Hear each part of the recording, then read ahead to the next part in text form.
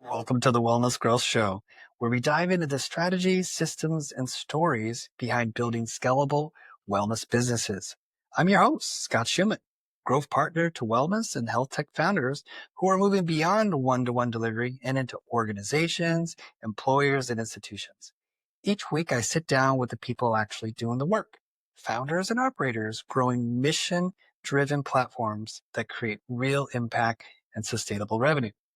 Whether you're pivoting from B2C, landing your first corporate wellness contract, or scaling into institutional partnerships, this show is here to meet you where you are with honest insights, tactical conversations, and zero fluff. Let's get into it. Hi, welcome back to the Wellness Growth Show. So today we are sitting down with Mike Edgley, founder of Dockland Health. For those who may have missed our first podcast together, Mike, give us a quick intro on you and Dockland Health. Thanks, Scott. I'm a chiropractor of about 13 years in practice, I believe. After a few years of practice, I set up a clinic called Docklands Health. It's a multidisciplinary clinic, so chiropractic, physiotherapy, massage, psychology, dietetics, and Pilates predominantly. We wanted to have an environment where an individual could come and work as a team and have a team of professionals that could help them through their journey towards health and well-being, and a way that we could do that efficiently, cost effectively for the patient. So you've grown from a single clinic to 3 now, right? And you manage 35 staff. What point did you realize I can't keep running this like a one location business? It was essentially um, opportunity and a desire to help more people. So we initially opened a second clinic in the next suburb, essentially, in the city, and then about 6 months after that, a third in another suburb, which essentially created a triangle. So yeah, What were the first systems or roles that you maybe had to put in place once you opened that second or even third clinic? essentially it came down to a mixture of technology and finance.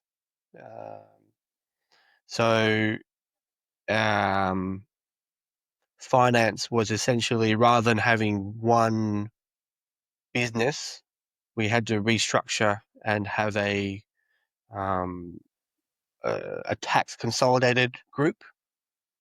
So we have it's essentially like a pyramid, where at the top you've got a trust, and then below that you have a head company, and that then represents below that 3 locations, which are 3 separate businesses, and then we have a fourth, which is our employment company. So that allows us to have a structure where everyone's employed through one business and they can work in different locations. Tell me more about that.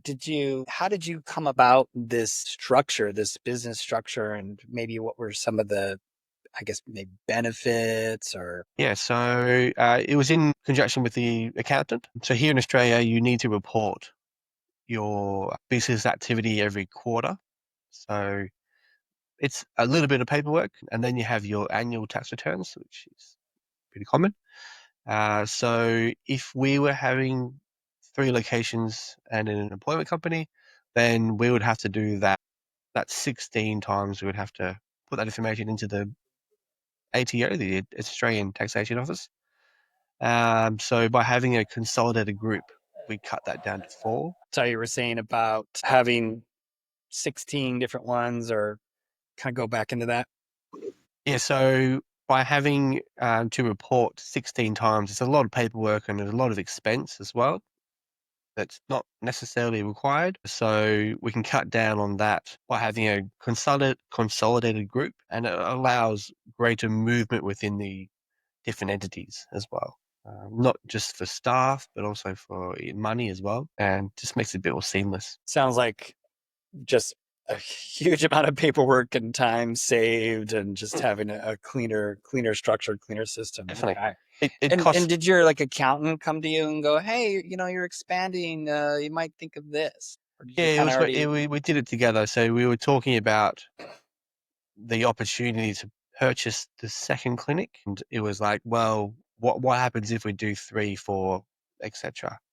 Because if you keep going on the path you're on, every time you do that, you're multiplying by 4 your paperwork trail. So we were like, okay, well, it costs a bit more the initial setup, not a lot, a couple $1,000, but it's worth it in the long run to have a system where you've got this umbrella system that works down to cover everything and manage it more efficiently. Yeah, okay, for sure. So thinking like an operator, most wellness founders stay in the treatment room. I hear it very common where it's kind of like, you see patients and that's how most of the time is spent and trying to figure out how do I get even one day where you can focus on the business instead of in it, right? So you pulled back to focus more on the business. What's driving that shift? It's time, essentially. There's not enough time in the day and the week to do everything. And if you try and do it all, if you try and continue to see patients as you have previously, then when you try and manage the business, then you're either going to do both poorly or one of them poorly, generally both. So you need to structure your week and understand that you're more valuable working on the business rather than in the business. And the patients will adapt to that as well. So I went down from 5 to 4 to now 3, and I'll probably have to go down to 2. And it's tough because you have an emotional attachment to the patients. You feel as if they need you. But Yeah. if you've got a team that can manage it well, then in reality they don't need you. So I mean, imagine though, like you're still around, and you're gonna see some faces, and just polite, and how are things going, and but you don't want to, but you're not spending 30 minutes an hour with them. It's like you have to just kind of trust the process that the team is taking care of them.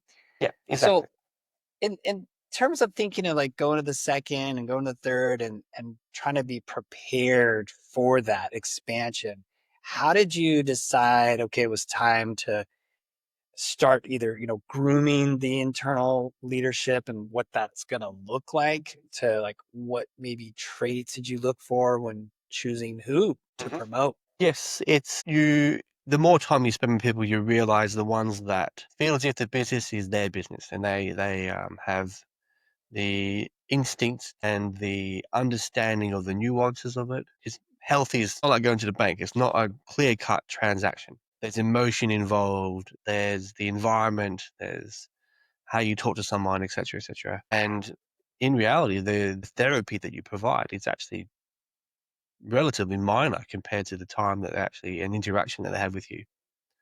So they need to be invested in the clinic as a whole, and they generally start to display traits that you showing as an example day to day.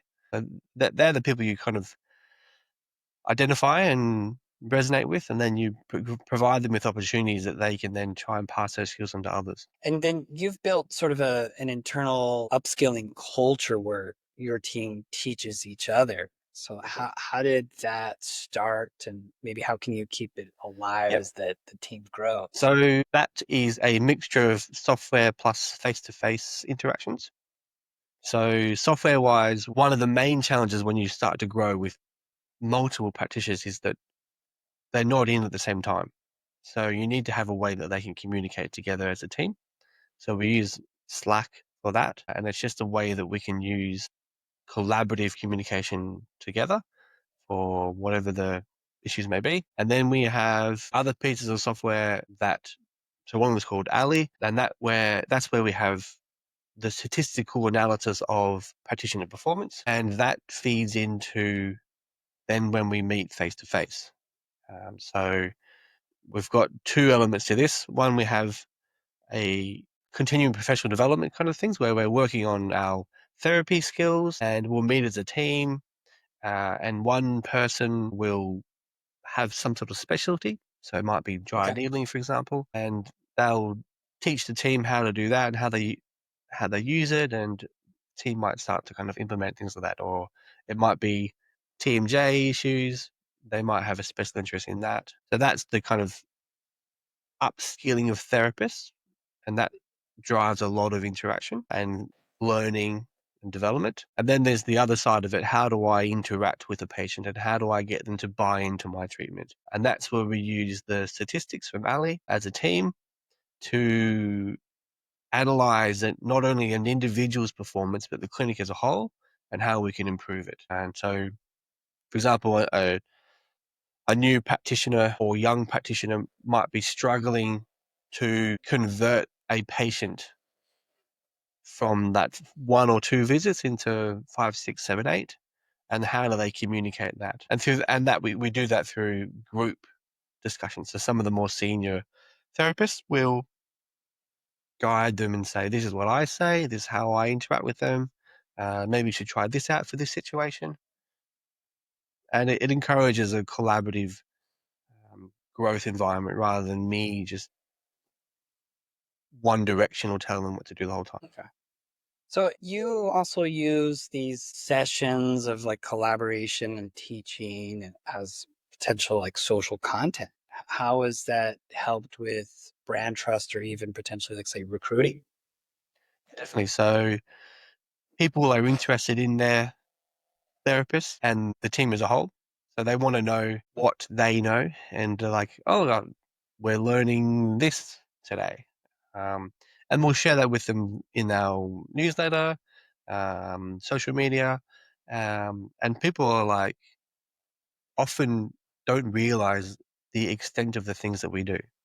So they'll be like, "Oh, I didn't realize you did something with jaws. Thought I was just a dentist."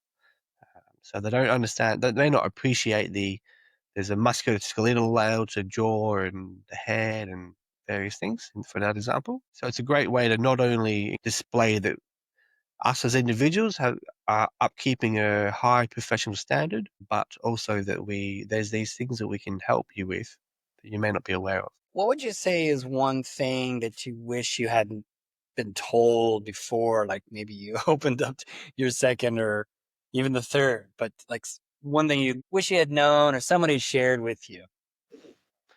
Um, I think a big thing is there's two things essentially, but the main thing is basically around what motivates people, and not only what motivates yourself, but your team. So for me, I like having autonomy in how I structure my day and the responsibility of helping the clinic and the community thrive. So I need to know and would like to know what motivates my team, because that guides a lot of my interactions with them.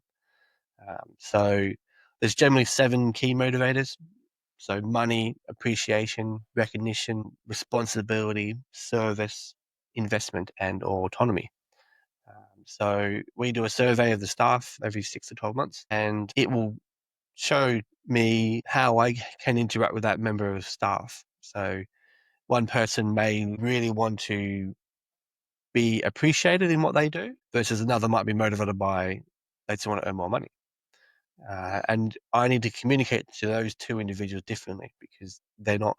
If I keep talking to the person that just wants to be told, "Well done, you're doing really good," if I keep saying to them, "Well, if you do well, I'll give you some more money," they're not motivated by that. So They want to be you need to be able to recognized. provide them with situations that they can enjoy and be motivated and do a good job. I would imagine too that or hopefully, right, helps keeps them longer. Like you're concerned, you care, you want to know, like, Exactly. So and I wanna know. mm, I am, I think about my staff in clinics as one big family. Um, I care for them immensely, and I want them to be able to thrive and have a fantastic life. Um, and if I can help that in any way, then I will always do that. And the more I know about them, the better. And even from day one, when they fill out their like new employee form, it will have information in there about their hobbies, their birthday, their partner's birthday, and their partner's hobbies, because I'm interested in them as a whole outside the clinic. yeah, it's like, what And else do you do? yeah, What do you do when exactly. you're not here, right? Yeah. And so Yeah, so for example, if it's their birthday or whatever, we might give them a little gift, and they might like cross stitch, for example. We had one girl who really liked that. So we got her a cross stitch book, and she was like, "Well, how did you know we needed that?" So You told me on the survey. I Yeah, you remembered. told me like a year ago. So, Yeah, yeah. so that it's little things like that that make people feel appreciated and part of the team and heard. So, just out of curiosity, do you kind of switch that at all in the sense of like you're learning about them? Are you kind of daily open about you, like how you spend your time, or how do Yeah, they get definitely. more about that Yes, yeah, about you? definitely. So, um, my motivators don't change as much anymore. So motivators Okay. do change all the time. So COVID's a prime example of that. People all of a sudden were worried about money because they didn't know where it was coming from when the pandemic Mm, hit. Um, but then it's kind of changed now. But my motivators don't change a lot anymore because I'm relatively stable now. So and I and that's displayed in how I manage my week. You know, my patients come and see me when I'm available rather than when you're early. They come to when you come to when they're available. yeah, So I share with them, if you want to be able to be autonomous and things like this and make your own schedule like I do, then these are the steps you need to do to get it's there. good. So Start. that's I try and use myself as an example. Yeah, lead the way. Okay. Well, this has been super insightful. I appreciate this. How can people connect with you, either you or your business? Online essentially. So Yeah. um there's 3 clinics, Docklands Health, City Health and Ideal Health in Melbourne, Australia. All the usual social things. But yeah, always happy to chat and help and grow. Appreciate it. Okay. Thank you so much.